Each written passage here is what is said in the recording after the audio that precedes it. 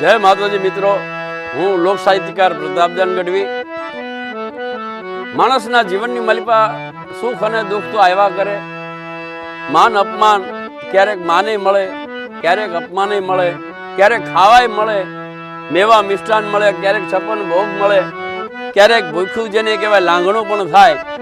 આ બધું જીવનની માલિપા ઘટના ઘટી જાય મારા વાલા, અને એ બધું જીરવાય ત્યારે કોઈ એવો સદગુરુ મને તમને સમજણ આપી દે, સાચી શાન આપી દે ને, ત્યારે એ મને તમને સુખ અને દુઃખ, માન અને અપમાન કેમ ગળી જવું, કેમ પી જવું, કેમ એને પચાવવું, એના માટે ગામડા ગામના ચોરાએ વેદોનું દોહન કરી અને એ ભક્તોએ રામસાગર અને આવા હાર્મોનિયમના સુર લઈ સાથ લઈ અને પોતાના સ્વરને રમતા મેલા હે ગામડા ગામના ચોરે.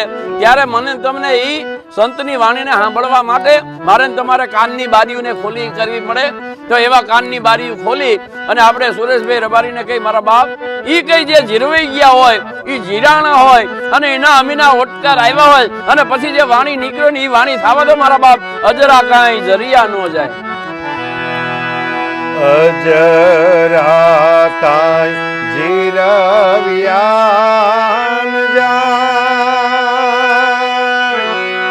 સંતો ભાઈ અજરા રે કાંઈ જીરવિયા ન જાય. તમે થોડે રે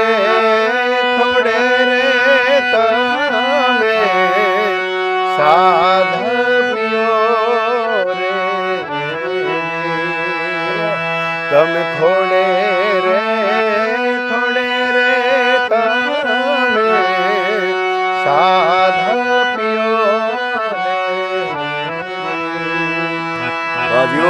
ચડવું કાંઈ મેરો ને આસમાન, સંતો ભાઈ ચડવું રે કાંઈ મેરું ને આસમાન.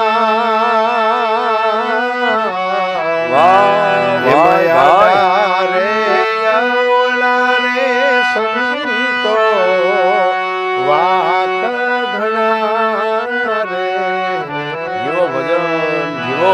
એ માયાડા રે અવળા રે સંતો વાહ ભજન વાહ. વાત